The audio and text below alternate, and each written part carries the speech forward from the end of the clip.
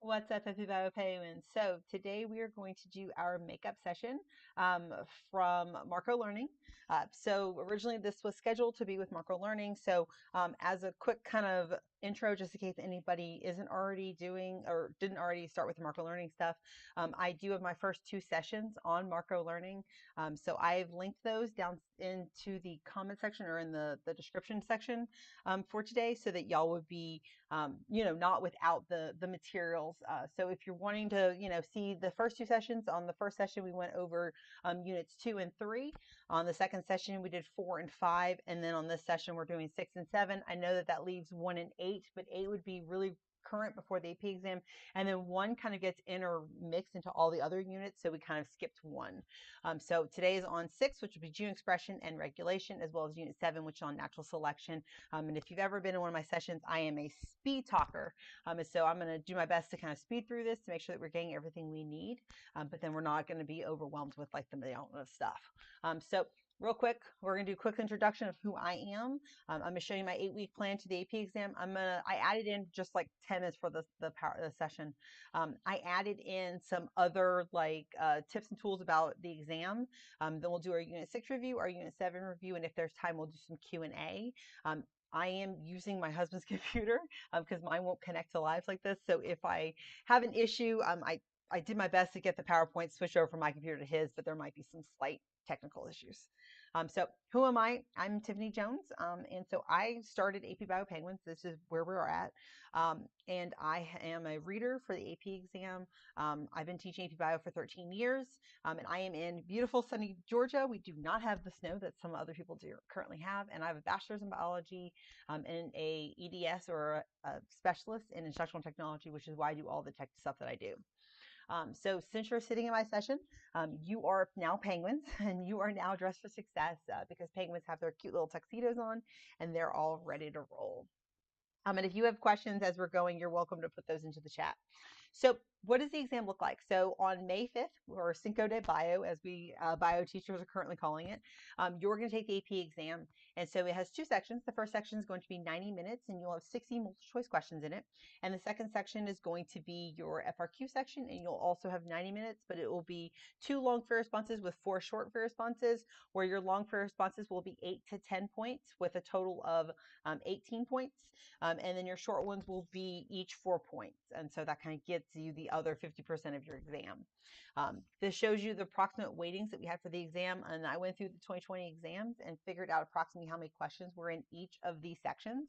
But you can kind of see that it does follow their percents that they denoted.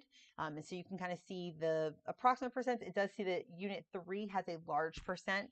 And then we also see that 6 and 7 also have larger percent. So if you're thinking about like what percent of the exam is made up of by this, then you're seeing kind of a large percent being this current content. So different helpful resources that we do have out there. So I have a 396-page review guide for you. I've broken it down by each of the topics, and then I've given you topic questions. I've given you multiple choice and fair responses, all organized in like units.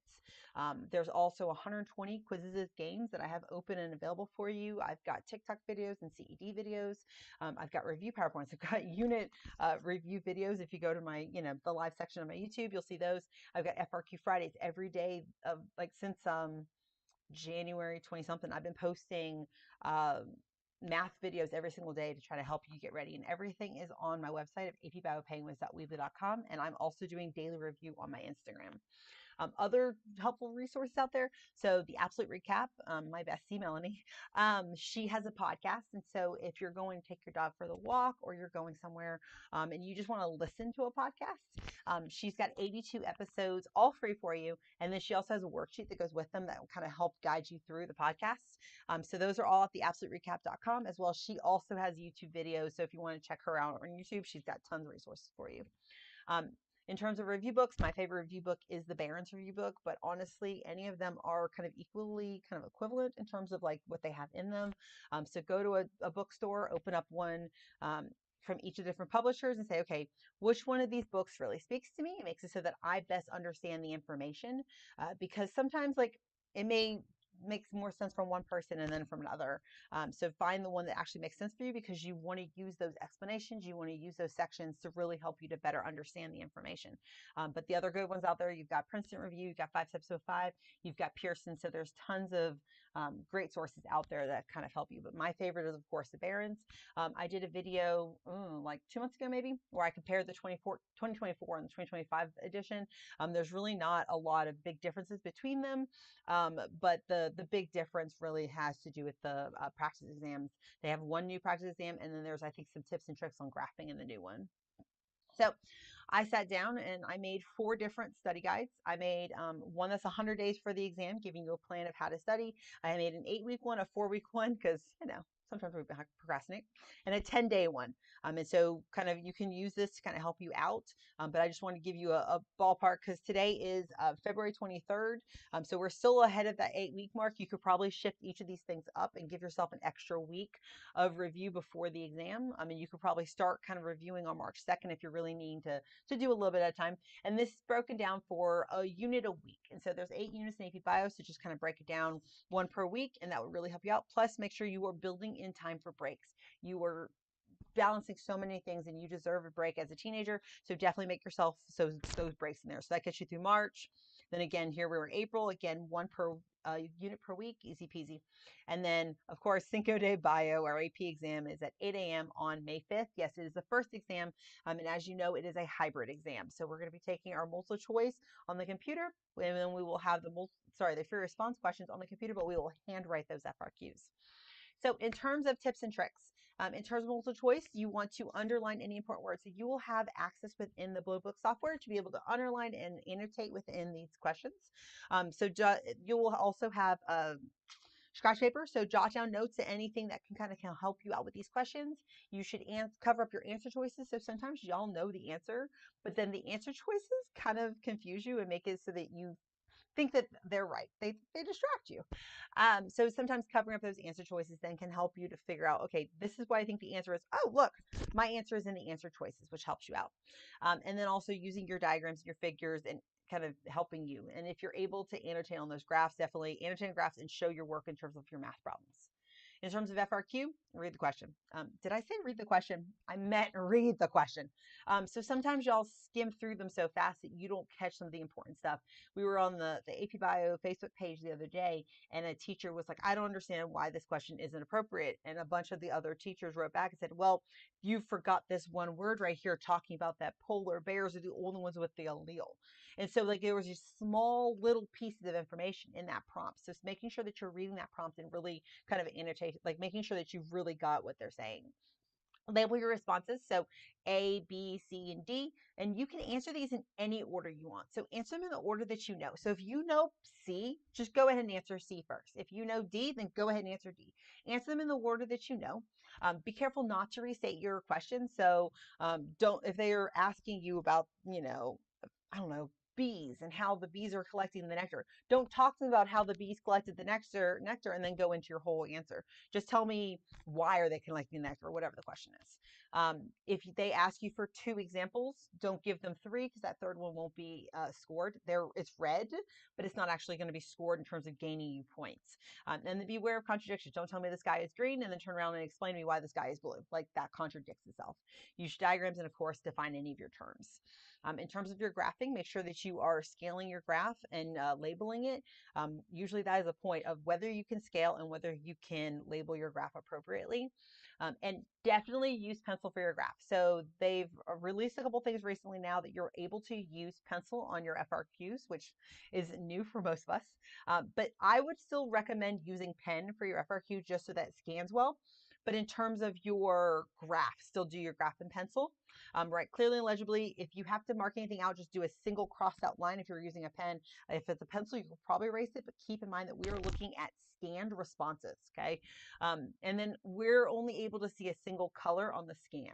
So make sure that you only use one color. Don't say, okay, well, I'm going to graph this, bar graph, and I don't know, the blue one is going to be my caffeine, and the black bars are going to be, I don't know, control. So the readers won't be able to tell the difference. So make sure you use one color and then use a writing utensil that does not bleed, because again, we're looking at scans, so it makes it hard to see. In terms of timing, give yourself 20 minutes per long peer response and 8 minutes per short peer responses, and give yourself check marks as you go. They've remodeled the FRQ slightly, so there's like A, sabai, sabai, like, and it does break it down, so kind of use that as a checklist if you may. You can write the timing on your page, and as I said, write in knowledge order. Okay, so what do you know first? Okay, now watch your question number. You're going to notice that this is what your book looks like. And at the top, it says right here, begin question 1, begin your response to question 1. So you're going to answer question 1 here. Question 1 isn't the hard one. Question 1's easy. Like, you go ahead and you answer question. Then you flip the page and you keep writing. And so sometimes students forget that they don't go to question 2 on question 2's page. So make sure you're on the right pages for the right questions. Now, we all do this. We get so into writing the exam that we just start answering the questions. And then we flip the page, we see this, and we freak out. They're not going to see my response because it's on the wrong page. So do me a favor. I need you to take a breath. And then I want you to, on the page where the question's supposed to be, so right here on question 2, right? See question 1 for FRQ number 2. That will tell the readers that you just need to go back in the book. Do not rewrite your FRQ. Do not, under any stance, do not rewrite it. Tell the readers where to go so they will then know where in your book to search for your question, because I promise you, we will get your entire book and we will look at the right place. So just tell us where to go. And then here is a question 3. So you can come and see that they're going to do that for each question, telling you where you have. I believe questions 1 and 2, you have like 3 to 4 pages. And then question 3 and 4, you probably have 2 pages. But I have not seen the books in a long time. They were kind of scanned in, so I don't really pay attention to the number of pages. Sorry. So let's get into the content. I'm so sorry for all that, but I did want to make sure that I got that in there in case you didn't know that information, and kind of help us out. So Unit 6 is on gene expression and regulation. It's our molecular genetics, our operones, and our biotechnology. Plus, I've got some questions built in for us to practice with. So first thing, central dogma. What is the central dogma? This is telling us from DNA to RNA to polypeptide, this is the order that things go. So when you go from DNA to DNA, that's called replication. When you read that DNA and you synthesize RNA, that's called transcription. And then when you read the RNA and you synthesize a polypeptide, that's called translation. And so these 3 things are what we're looking at when we talk about this gene expression and molecular genetics, okay? So it is important to make sure you understand that retroviruses, like HIV is an example, they are called retroviruses because they start with an RNA genome and they use reverse transcriptase, and they will synthesize a DNA strand and then insert their DNA into your DNA, and then the DNA goes from DNA to RNA to polypeptide. So they kind of violate that central dogma. So here we can see replication, right? So where does it take place? In a eukaryote, this will take place in the nucleus. In a prokaryote, they do not have a nucleus. So this will take place in the nucleoid, which is a region of their cytoplasm.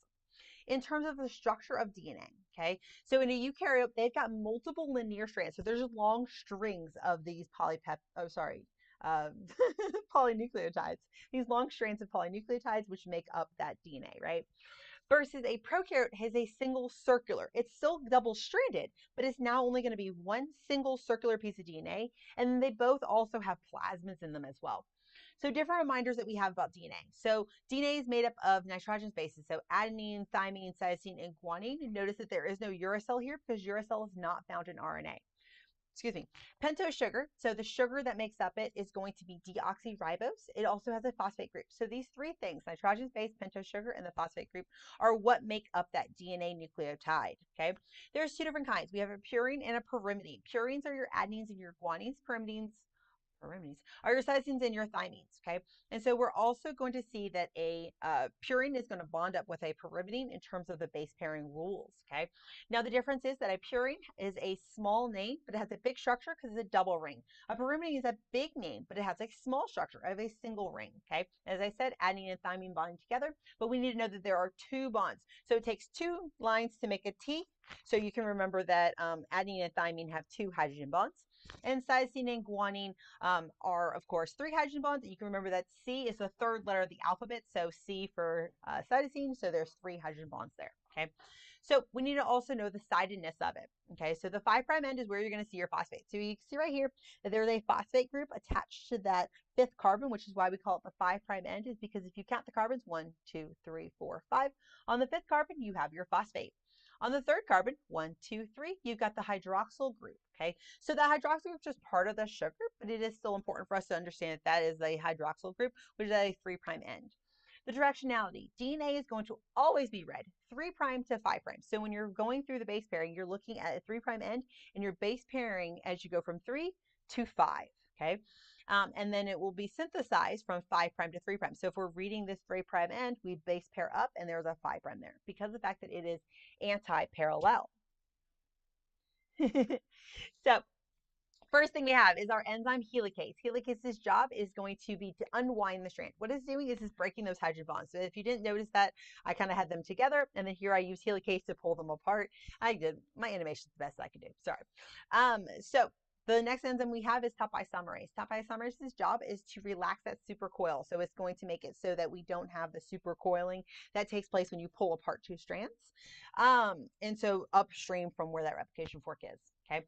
We also have primase. Primase's job is to synthesize that RNA primer. DNA polymerase is unable to build off of nothing. Like it needs to have something there to build off of, just like a crystal, not a crystal, sorry, just like a pearl, right? I think it's a clam, oysters, whatever they are, they make those pearls. They need a piece of sand in there to then build onto it to make those pearls. So the same thing with our polymerase. It needs to have an open 3' end in order to build off of in order to synthesize. So the primase's job is to put in those RNA primers, okay? So here we see primase is going through and is base pairing in, is putting in those primers. Notice the direction that we're moving. And then after that, polymerase will come in and it will finish up that job, right? So polymerase is going to synthesize the new strands continuously on the leading strand, and it's going to be discontinuously on the lagging strand, okay? So if you notice here, in the order we were going, right? Do you notice that they're going in opposite directions? Okay. Now, right here would be my replication fork. Okay. So the one that is going 5' to 3' toward that replication fork, that will be your leading strand. And the one that's going to have to basically kind of jump back a little bit is going to be considered my lagging strand. So here you can see that this first strand right here will continue moving up into that replication fork.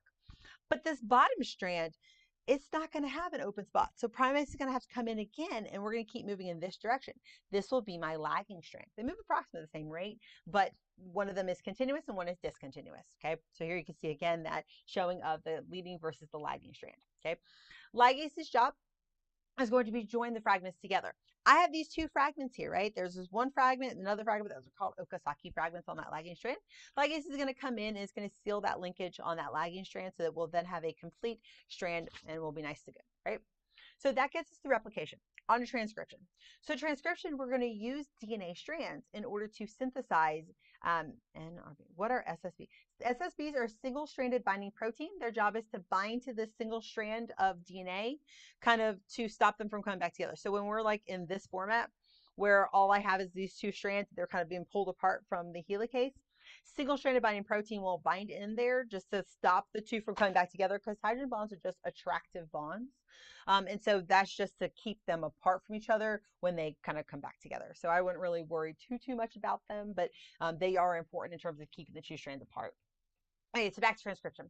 So here we can see that, of course, we have to go where the DNA is. So in eukaryotes, transcription is going to take place in our nucleus, and prokaryotes, it takes place in the nucleoid, specifically that cytosol, because that's where the DNA is. Okay, remind us about RNA.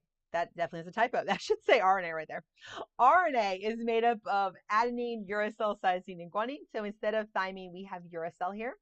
And then it has the pentose sugar of ribose, okay? So instead of deoxyribose that we saw with DNA, now we have ribose in our RNA. And then it has the phosphate group, okay? As we said before, the purines are our adenines and guanines, and the pyrimidines are now our cytosines and our uracils. In case you need a way to remember the purines versus the pyrimidines, purines, or you can remember them as pure silver, and silver is Ag.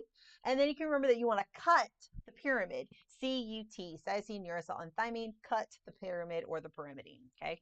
And then the base pairing rules, adenine with thymine in terms of DNA, and adenine to uracil in terms of RNA still has 2 bonds. Cytosine guanine is 3 bonds, and then the sidedness, we still have the same sidedness, and we still have the same directionality that we saw with our DNA, right? So the 5' end is going to be the phosphate, 3' end is my hydroxyl group. There's a directionality. We will read the DNA DNA 3 to 5, and we will synthesize the RNA 5' to 3'. Okay, same thing we saw before. I always tell my students it's like about the same language, right? If you were to write down every single word that I'm saying right now, I'm speaking in English and you're writing it down in English, right? That is still the same language. We're still using nucleotides, so all of the rules that we saw before still apply. We still have the same sidedness, we still have the same directionality, everything's still the same. Okay, so there's two different strands we have. The strand we want to make sure we understand is the template strand. All three of these words are in the exam, which I realize now that you probably cannot see these words. So give me 1 second to pull the other screen up. Oops, I can't actually get over to the other screen. Let me pull my face off of it. Sorry. Okay, there you go. So sorry, y'all. So here we have our template strand, and so we see that this is also called a non-coding strand, a minus strand, and an antisense strand. All three of these names are in the CED. Okay, and so we want to make sure that we understand it. That is the strand that we're going to be using in order to kind of read that DNA, in order to synthesize. So this is our template strand of our DNA that we're going to be using. Okay. Somebody says, can I re-explain the directionality of the lagging stranding again? So the directionality of that lagging strand, we were just talking about that it's moving towards or away from the replication fork. And so if this was my DNA and it had opened up, the lagging strand is the one that's going to move away from the replication fork. So I open up there, it goes that way. I open up a little bit more, it goes again. It's going away from the replication fork versus the leading strand is moving towards that fork. Okay. Can you explain why they're named that? Because of the fact that the template strand is not the same as the code, the minus strand because it's not the positive strand. I don't know why they named that one the minus strand, and the antisense because again it's not the sense strand. So this strand, like in terms of the RNA, once we make it, this will be our coding strand. It's considered our positive strand and called our sense strand. I don't know why the scientists named them that. They just did. You just got to go with it sometimes. So in terms of transcription, okay, again, the RNA polymerase is the one that's going to do this now, so we'll pull them apart. Okay, it does not need to have helicase. It doesn't need to have any of those other enzymes in terms of this. It could just pull them apart, do what it needs to do, and then it goes right back together. Okay, so RNA polymerase will pull apart the DNA strands, and it's going to read in a 3 to 5 direction. You do not need to know all those enzymes that you just mentioned. And it's going to synthesize in a 5 to 3. So here's RNA polymerase going along that antisense strand, that template strand, and it synthesizes that new strand. And then as soon as it moves past, this will come out, and then the two DNA strands will come back together. So it's important to understand the location where that RNA polymerase binds is called the promoter site. The promoter site is where we're going to bind to charge transcription. Transcription factors are going to be different activators and inhibitors that are going to bind to turn on and turn off that gene expression that we have. Okay, so after we synthesize the mRNA, before it leaves the nucleus in terms of a eukaryote, we do some post-modification modification. Okay, so the first thing we're going to do is we're going to add a 5' cap. So the 5' cap is going to be, of course, added to the 5' end, and it's made up of guanine, and its job is to be a signal to start for our ribosome to know where it binds for translation, and it also allows for it to move out of the nucleus. We also are going to remove introns. Introns are in the way. They're not exciting. They're intervening, if you want to may. Okay, so we're going to cut them out using something called a spliceosome. And then we're also going to add a poly A tail. Poly A tail is just a whole bunch of adenines at the end, and the job is to protect the mRNA when it gets out into the cytosol from hydrolytic enzymes that are going to kind of break it down from the end. If you remember about the telomeres, the job of the telomeres was to prolong the life of the DNA and make it so we're not cutting up genetic information. Well, the poly A tail does a very similar thing. It stops us from breaking down the mRNA, so we'll be able to synthesize more of the polypeptide from it. So in terms of translation, this is going to take place in our ribosomes. And oh, I told y'all there was going to be some issues due to me being on my husband's computer. I'm sorry, y'all. So the ribosome is made up of rRNA as well as it's made up of proteins. Okay. So the large subunit is going to be binding to the tRNA, and the small subunit is going to bind to the mRNA. Okay. This is the codon chart. This will be given to you on the on the exam. It'll probably be in that question that you need it for. It'll be right there for you. Okay. So where does it take place? It takes place in the cytosol. In both eukaryotes and prokaryotes, those are called our free ribosomes. And then in eukaryotes, they'll get a signal that will allow them to move to the membrane, the rough ER membrane, and then it can synthesize them, and they'll be considered bound ribosomes. But it is the exact same ribosome between the free and the bound ones. They start out being free, and then they become bound. Okay. So the different steps. First step we have is initiation. This is when we're going to have our start codon of AUG. Most of y'all start school in August, so that helps you remember the start codon is AUG. If not, you can remember the world revolves around me because I'm only child. And of course, I was born in August. So elongation. So the base pair is going to be where we see our tRNA is going to come in. It's going to base pair up with the mRNA, and then there'll be an amino acid attached to it. Okay, and then we'll know that we got to the end because we'll reach a stop codon. And so the termination will be an AUG. Sorry. AUG, UAA, or if you are a Georgia football fan, UGA, because they're unstoppable. I don't know, whatever. Anyway, so let's look at this. So here would be our mRNA, right? And notice we're going in a 5' to 3' direction, okay? This is different in terms of the directionality that we saw before because of the fact that we're looking at a different language. We're looking at the polypeptide language, and so we read it in the opposite direction. So here we see, oops, come on, machine. GAG. Now we're assuming we've already started. This is me just showing you the elongation stage. So GAG, we look at that here. We see that instead we'll have CUC coming in as that tRNA, bringing in the amino acid glutamate. Okay, so there's our anticodon and our codon base pairing with each other. Then we can, of course, is going to shift over and allow there to be the A site, allowing for our next tRNA to come in. So we look at the chart, we see CUG, serine. So the tRNA that has the serine is going to come in. We're then going to create a bond between that glutamate and that serine. And then this is now empty and it's going to exit out that E site. And now notice that my A site is open. So then the next one will bind to the A site and we're going to keep on going until we reach a stop codon and the tRNA, I'm sorry, the ribosome is going to fall apart, releasing out that mRNA as well as our polypeptide. Okay. So we also have mutations that can take place. Does the stop codon stop code for an anticodon that makes it stop? It codes for a release factor to come in, and the release factor is going to bind, which then causes water to come in, which then breaks that bond. So point mutation. Okay, so point mutations would be mutations that take place at a single point. And so we can have a silent mutation. A silent mutation means that it's going to go from being one amino acid to the exact same amino acid because of the fact that there's a wobble, there's a lot of redundancy in which you can have different codons that code for the exact same amino acid. And so due to that redundancy, there's no change in the amino acid, so it's silent, and you wouldn't really notice the difference. There's a missense mutation. Missense mutation means that I'm having the change of one of our nucleotides, which then leads to a different amino acid. And so since there's a different amino acid, that's of course makes sense. It's like you telling somebody instead of walking your dog, you walk your fish. Like, it doesn't really make sense in the sentence, but like it's still, with the rest of the sentence, it's still fine, right? And then nonsense would be changing your amino acid into a stop codon. So instead of finishing your sentence, you would just stop talking, which would be just nonsense. Okay. And so that's your different points. You could also see insertion or deletion of a single or double or one or two nucleotides, which then leads to a frameshift mutation. You could cause every single codon downstream to be different. So instead of saying the cat ran too far, it's the kufa. Like, that doesn't make any sense because we deleted one of those nucleotides, but then led to everything else getting switched off. Okay. You could also have chromosomal mutations. So like the rearrangement of different parts of your chromosome. Okay. So you can have an insertion of an entire gene and a deletion of entire genes. You can have duplication, like Huntington's disease due to a duplication. You can have inversion where it comes out, flips over, and pops back in. Or you can have translocation where you could have different, like, whole segments of one chromosome to be put onto a different chromosome. That's what happens in a certain type of Down syndrome. You could also have changes in the chromosome number. So due to non-disjunction, where in meiosis, you're not going to see the sister chromosomes or the homologous chromosomes separating like they should in anaphase, which would lead to an additional chromosome in one of your cells. Now, this could be a single one, or this could be kind of, well, that's really usually a single one. Polyploidy has to do with that there was a big issue where now we've got more than two sets of chromosomes. So now there's a triploid organism or a tetraploid organism. And so after you change that, that leads to other differences. Operons, okay? So we have our promoters we mentioned before, but now we're looking at a prokaryote, okay? So operons are only in prokaryotes, and this is where we're going to see nonsense. Okay, so someone just asked in the chat, is nonsense mutation the most impactful? So nonsense mutation, like any of these can be impactful depending on where the error is, right?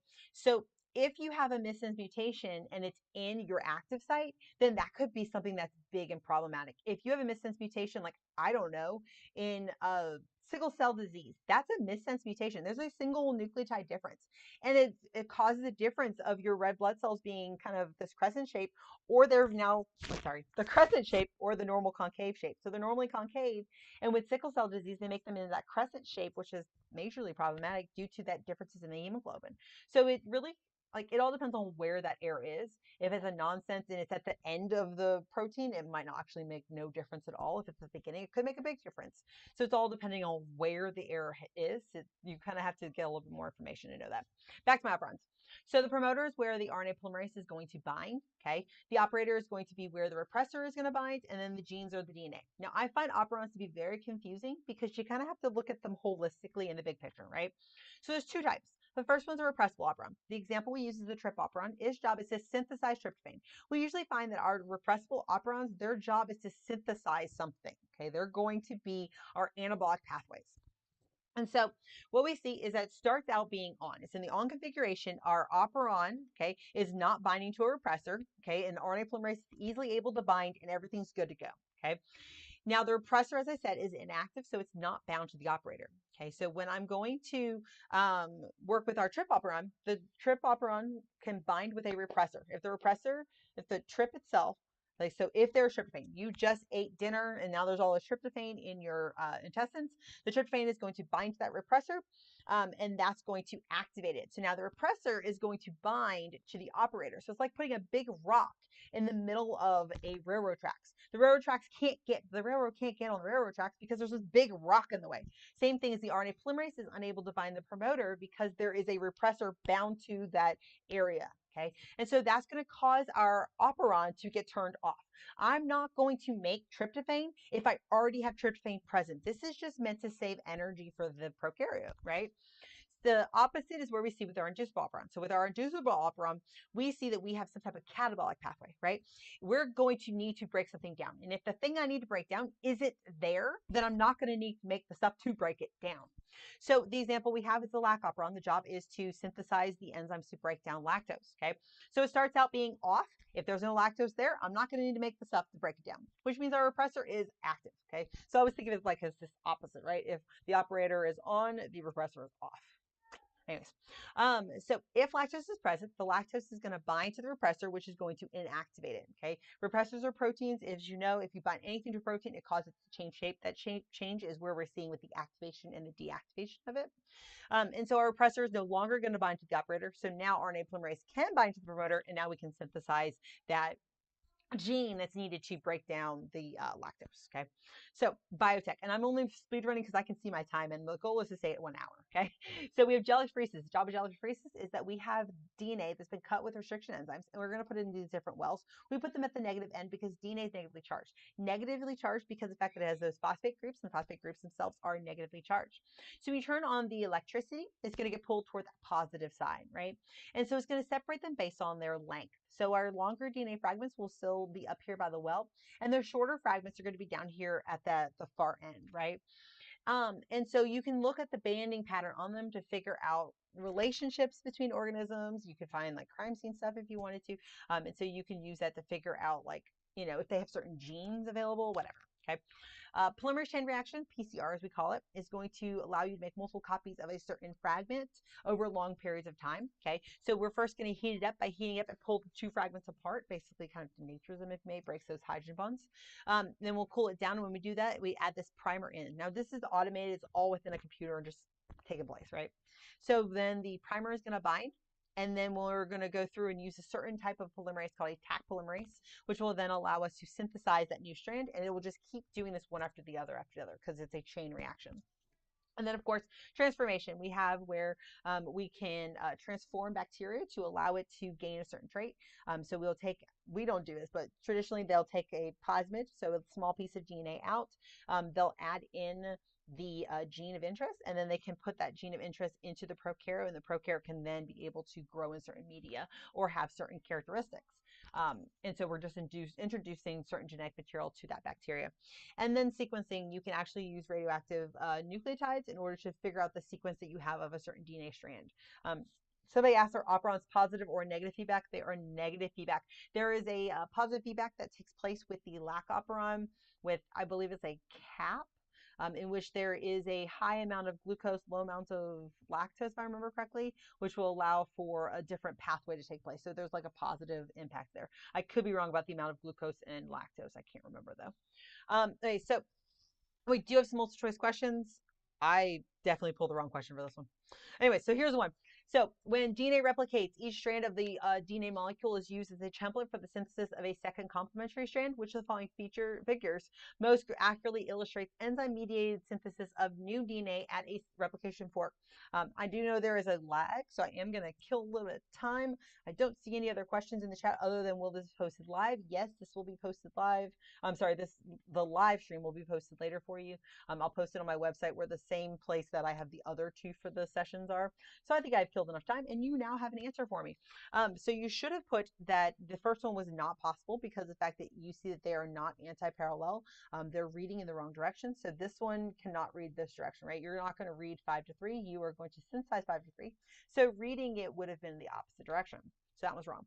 This one we know is also wrong because, again, they're moving in the same direction toward the replication fork, although this one's showing lagging strand, which also still is not true because it's still in the wrong orientation. This one right here we know is wrong because of the fact that this top strand should be anti-parallel in terms of the fact that we are using a lagging strand on the top and a leading strand on the bottom. And then, of course, here you go. Our leading strand reading it from 3' to 5' in a direction. So here is our leading strand. And then here's our lagging strand because here's our 3' end moving backwards into our 5'. Okay. And so that's, of course, our lagging strand on the top. Whew. Unit 7, natural selection. So we have natural selection, we have Hardy-Weinberg, and we have phylogeny and the different evidence of this. Okay. So first thing, looking at natural selection, this came about by Charles Darwin.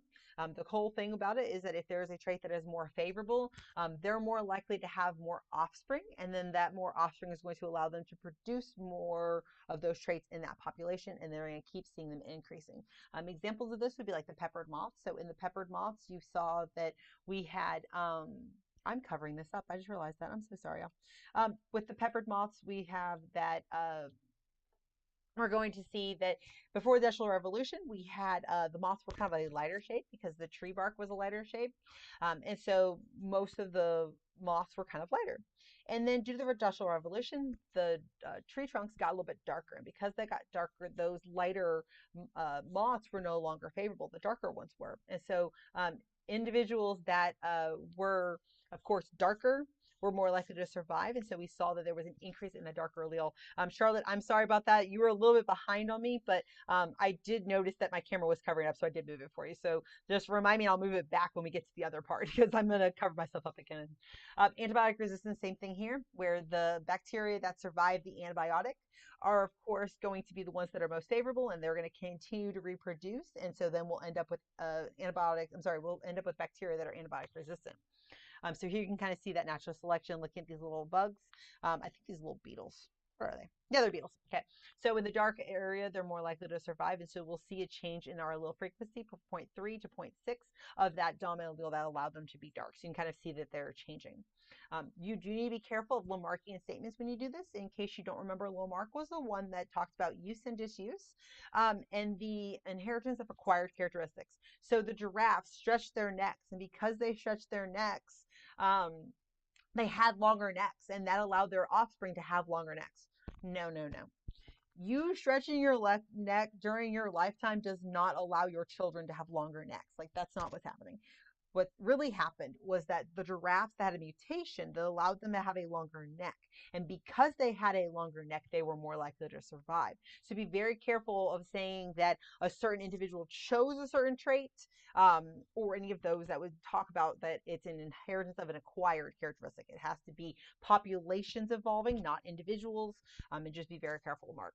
We also have artificial selection. So artificial selection has to do with that there are individuals that are choosing certain traits, right? And so we as humans, we do this a lot, right? We pick certain traits and we're like, oh, we want an individual with this trait, right? So for example, with the wild mustard, there were different parts of it that were kind of chosen and selected that allowed us to make cauliflower, the broccoli, the cabbage, the kale, and the kohlrabi. I think somebody told me is how you say it. Also, maize is what corn came from, and then of course different dog breeds. Okay, so you can kind of see that, you know, there used to be the wolf, and then there are certain traits that we selected for, and that allowed us to have the different types of dog breeds that we have. So when we think about different types of selection, let's think about the different ways that we have, right? Disruptive selection, we're going to disturb the intermediate, okay? So whatever's happening, something about this intermediate is no longer favorable, so it selects for the two extreme favorite traits, okay? Stabilizing selection, example being birth rate. Go and ask your parents how much you weighed when you were born. I bet you were probably in that 6 to 8 ballpark of life, because of the fact that that's kind of where we see we're stabilizing in that middle. If it's too small, it's probably not going to survive. Too large, it also wouldn't survive. And again, this is due to evolution, not common medicine and current medicine practices we have right now. We're thinking about like over long periods of time, right? And then directional selection is moving toward a direction. So our peppered moths would be an example of this. We went from the lighter shade moth to a darker shade moth because of that industrial revolution. So, whew, if you have not watched the Five Fingers of Evolution from him, oh, why is this not covered up? That makes me sad. It's okay. So Five Fingers of Evolution. So this has to do with that we have the five different conditions that need to be met in order for us to not be evolving, or a trait to not be evolving. And I'm covering it up again. I'm telling you, this whole like moving my camera does not do well for me. Anyway, so we need to have an extremely large population size, right? So if the population is extremely large, then we're not going to see as many issues where the individuals are going to be suspected to genetic drift, right? We need there to be random mating, okay? So we need there to not be certain trait that is more favorable, less favorable in the population. We need there to be no mutation, so we can't have any new alleles being added to the population. And we need there to be no gene flow, so nothing can move in and nothing can move out of my population. And then no natural selection, nothing is better or more favorable or less favorable in our population. Okay, so genetic drift, there's two different types. We have our founder effect. Founder effect has to do with if there's a small group that's getting isolated and moved apart and moved to another group. Our bottleneck has to do with that there was a large population that kind of got decreased into a smaller amount. And so when we do this, we're seeing that the new population is not going to be the same as the original population. So in the Hardy-Weinberg equilibrium, there's two equations we have. P plus Q equals 1 and P squared plus 2PQ plus Q squared equals 1. And this should be a square. Something happened between the two files. I'm sorry, y'all. And so, sorry, y'all. The P is going to be our frequency of our dominant allele. Q is the frequency of our recessive allele. P squared is going to be the frequency of a homozygous dominant. 2PQ is heterozygous. Q squared is going to be your homozygous recessive. So I usually make this little chart here whenever I solve them. Okay. And you always want to start with Q squared. And then once you get Q squared, you find Q, and then you find P, then you find P squared, then you find 2PQ. And kind of you work within the chart. Okay. There's a second type of way to calculate these. Okay. And so some students don't realize this. Okay. So the second type is if you know the number of individuals that are of each different genotype. So they tell you that there are 100 that are homozygous dominant, there's 200 that's heterozygous, and I don't know, there's 50 that are homozygous recessive. You know the specific numbers. You have to do the counting alleles method. So you're going to take the number that are homozygous dominant times 2 plus the amount that are heterozygous, because that's counting how many dominant alleles there are. And then you divide by the total number of alleles in the population. And the same thing with our Q. You do 2 times homozygous recessive because they have 2 of those recessive alleles, plus our heterozygous because they have 1 of those recessive alleles. So we're counting the recessive alleles, divide by 2 times the number of individuals times 2, right? And so this will give you the frequencies. Okay, so I do have a practice problem for us. I was going to do it, slowly with us, but of course my system decided that it wasn't going to keep my animations, which is great. So if at any time we see the allele or the genotypic frequency change, that means population is a curve. So they may give you a question where they tell you before or after, asking you about like, oh, what would happen, if the population frequency changed here to there? Would the population have evolved? And you're going to say yes. If that number changes, then the population has evolved, evolution has occurred. Okay. So here's our example. We have 200 red flowers, 300 pink flowers, 500 white flowers. We need to figure out the allele frequencies. So since I know these different numbers of them that are each of my different genotypes, I have to solve it this way, where red is 200 divided by 1,000, because 200 of the total 1,000. So that gives me P squared. 2PQ 300 divided by 1,000 gives me my my 2PQ. And then my Q squared is 500 because 500 were white, divided by 1,000, giving me 0.5, okay? And then to find my P, I count my alleles. There's 200 that are red, so 2 times 200, plus my number that are heterozygous, so 300, giving me 702,000, which gives me 0.35 for my P. And the same thing I would do for my Q being 2 times 500 because you're 500 white, plus the 300, which gives me 1300, which gives me 0.65. Okay. And I was trying to show you the difference here so you can kind of see that if you were to solve this instead with the official equilibrium, which is an estimate, then you would have done, okay, well, Q squared is 0.5, which then would have given you Q of 0.71, and then your P of 0.29, and then your P squared of 0.08, and then 2PQ because you did 2 times P times Q, which gave you that. And so you can see that these numbers are not the same. And it's because of the fact that we solved them these different ways. If you are given the numbers, you must solve it this way. If they're only told like percent that are homozygous recessive, or you're told the number that are the dominant trait, then you would solve it using this chart instead. So somebody says, wait, how does Hardy-Weinberg connect to evolution occurring? So if the p-value or the q-value changes, so here, notice that the frequency of A was 0.3. And then after some time, my frequency of my A is 0.6. So since my p-value changed, that told me evolution took place. And so anytime that your P or your Q changes, that means that evolution took place. Your teacher told us that antibiotic resistance was artificial selection, not natural. So it's not artificial selection. It's still in their environment. For many years, I taught my students the same thing where I thought it was artificial, and then I was corrected by one of y'all. And I did some research on it. And since, yes, I agree that we as humans are taking an antibiotic, but it is natural selection due to the fact that those bacteria with that trait are more likely to survive. We're changing their environment. So it is natural selection, not artificial selection for the antibiotic resistance. Okay, so phylogeny. Okay, so what evidence are we going to use for evolution? Okay, well, first thing, biochemical. DNA or proteins, we can use that to determine if the populations are related to each other, or if the individuals are related to each other, or the groups, I mean.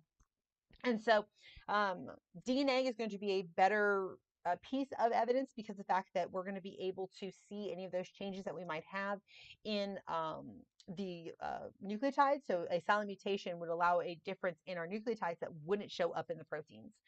But one of those is definitely more favorable. And then comparing of the differences that you have in them. Okay, the less differences there are, the more closely related those two are. You can also use morphological data. So looking at the homologous structures are structures that are the same because of our ancestor had that trait. So like a bat wing and a cat arm, those are going to be homologous structures because of the fact that they have the humerus, the radius, the ulna, and all the other stuff about the arm. Okay. Ancestral traits are going to be traits that came from your ancestor. And so like we have the ancestral traits of, I don't know, in embryonic development, we had a tail. That is an ancestral trait. Versus a derived trait would be like mammals, or, they have mammalian tissue, yada, yada. Okay. So that would be more of a derived characteristic. Okay. So be very careful about analogous structures. So analogous structures are ones that look similar because of the fact that they had a similar environment. So analogous structures are similar solution to similar problem. So they're not actually related to each other. There's no and like recent common ancestor, and it's due to convergent evolution that they came to the same kind of solution to the same problem, but there's actually no relationship between them. In the biogeography, sometimes like similar environments lead to the similar differences. Okay, in terms of phylogenetic tree, this is a tree. So this is a question from I think the 2018 exam, if I remember correctly, and so they asked you about like where was the most recent ancestor of all the brown bears. Okay, and so you could, of course, tell me that the most recent ancestor of the brown bears is right here at that 3.25 or so, hundreds of thousands of years ago. You could also have a cladogram. So cladograms would be this way. It kind of makes this little Y shape in which you'll put the different traits on them. Okay, so for example, this conversion between my computer and my husband's computer. I'm sorry, y'all. So we see that our panda is going to be our out group because of the fact that it has the most differences from all the other individuals. Am I covering up my camera again? No, okay. So the most differences with our panda. So you see there's 33, 34, and 40 differences between all the organisms with the panda. So we know that it is going to diverge off first. The polar bear is it's related, but not as closely related. See, there's 7 and 8 from the black bear. So you can kind of see that's more closely related than it was to the panda. And then the black and brown bear only have one difference. So you can see that those would be those last two. Now there is a what's called point here. Like, so you see this branch point right here? That means you could rotate. So this could be the brown bear and that could be the black bear, and you're able to rotate at that point. Also, you see that they could rotate at this point. The polar bear and the European brown bear could actually rotate at that branch point, and the Western North American brown bear and the Asian brown bear could rotate at that point.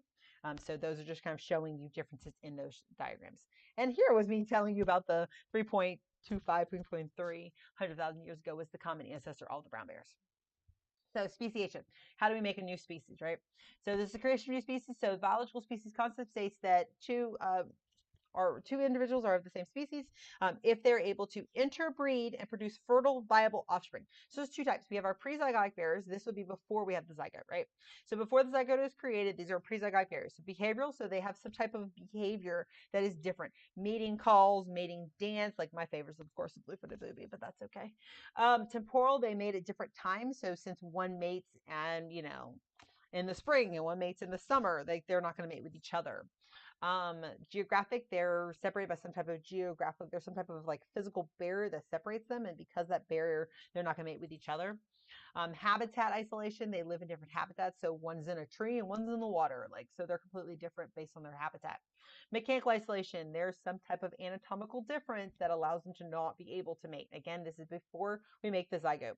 And then gametic, the two gametes are usually going to be unable to fuse. So this is what we usually see with like external fertilization, in which you're not going to have like a sea urchin, right? We're not going to see that those are going to cross-fertilize because of the fact that there's going to be different proteins on the membrane that inhibits the fertilization of one gamete with the other gamete of two different species.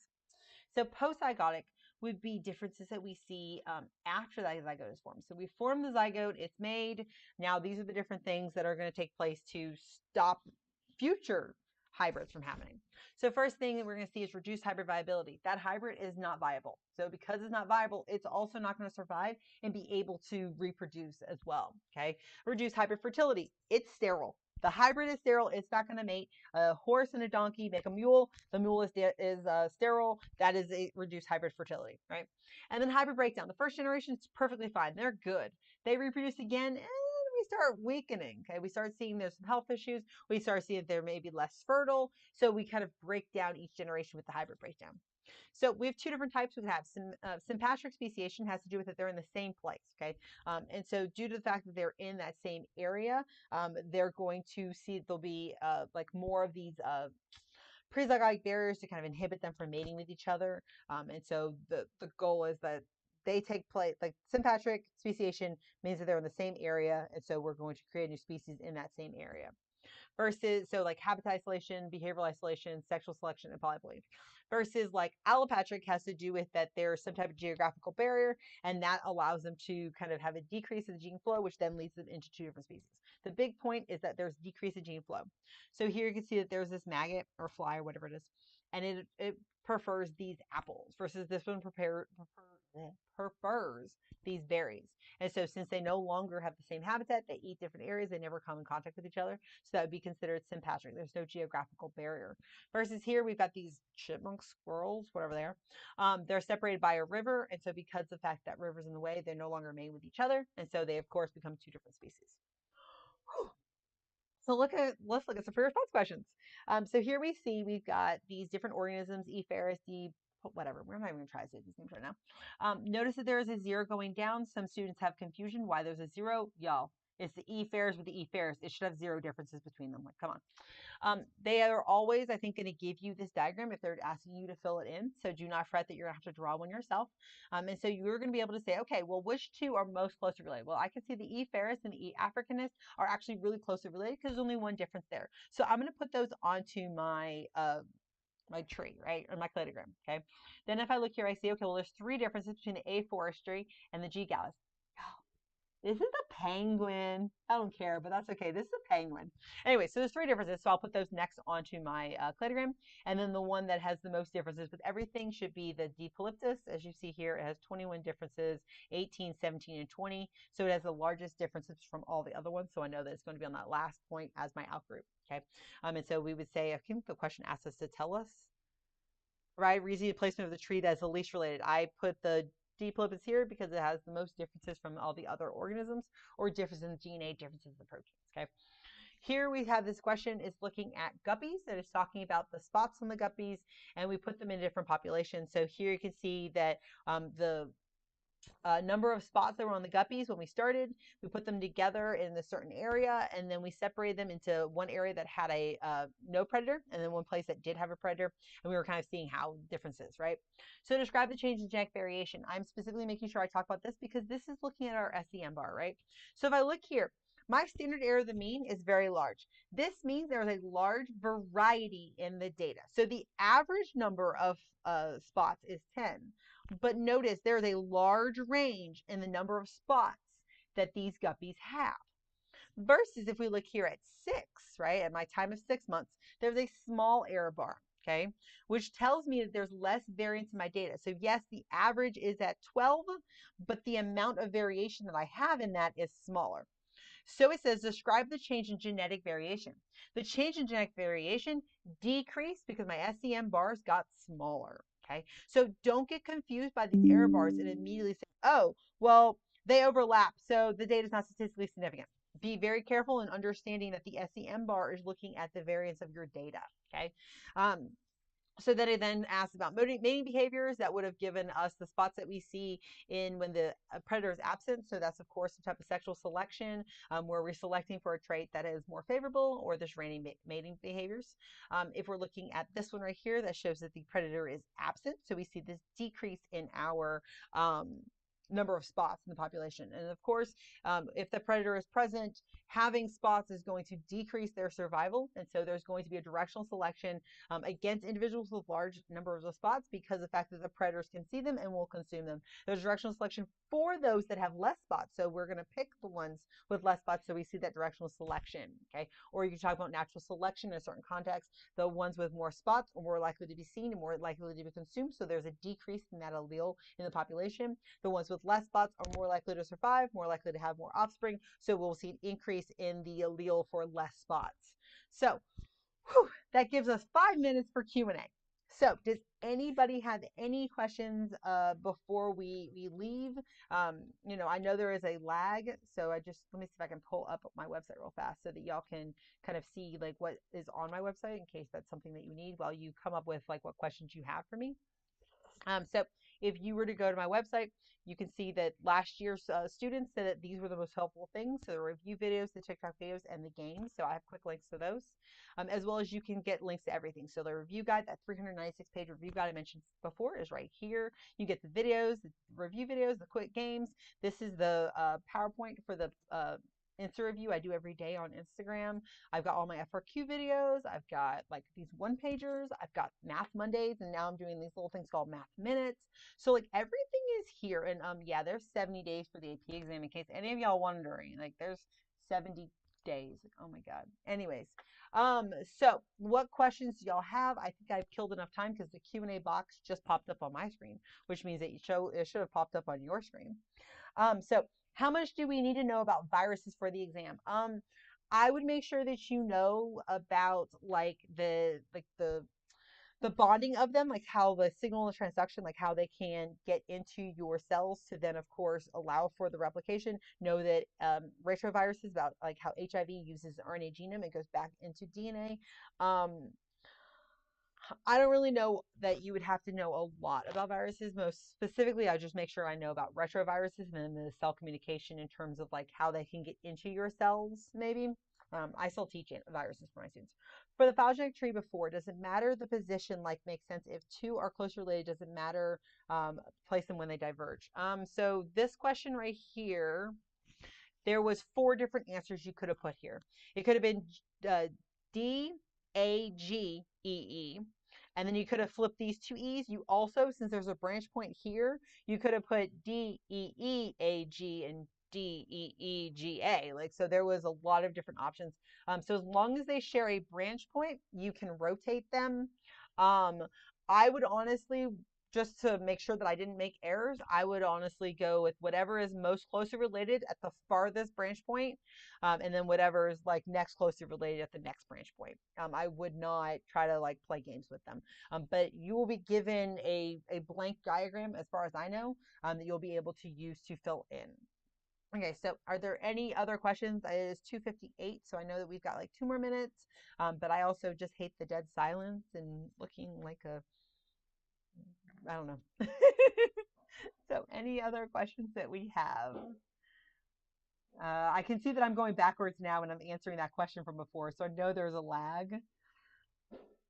So, remember, AP Penguins are just success. I don't know. I don't think I'll have any other questions. I speak too fast. Yeah, I know I speak really fast. How is gene expression regulated in eukaryotes? So it's regulated in terms of you can modify the histone tails. So DNA is wrapped around these things called histones.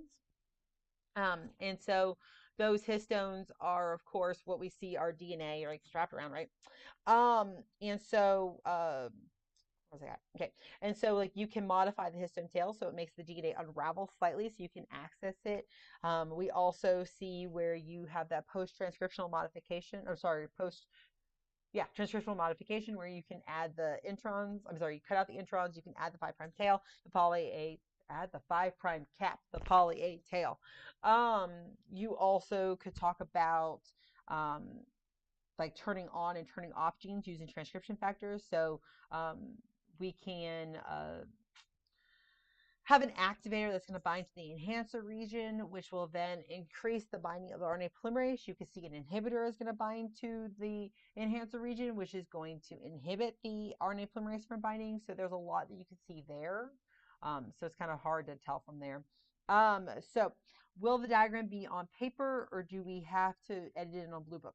So anything that you're going to have to annotate is going to be in your actual like paper book.